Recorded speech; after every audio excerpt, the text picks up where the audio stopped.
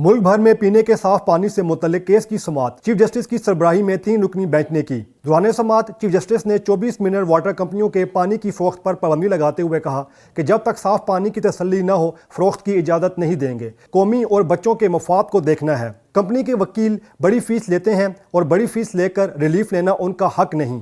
कंपनियों को अदराक होना चाहिए कि गंदा पानी फरोख्त नहीं करना।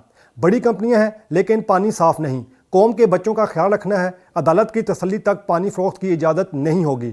जिस पर वकील कंपनी मिनरल वाटर ने कहा कि PCSQA की रिपोर्ट मंगवा लें, जिस पर चीफ जस्टिस ने कहा कि हम रिपोर्ट मंगवा लेंगे, कंपनी इस खुशफहमी में ना रहे, बड़ा वकील करने से रिलीफ मिल जाएगा। जिसके बाद केस की समाअत गैर मुअय्यना मुद्दत तक के लिए मुलतवी कर दी गई।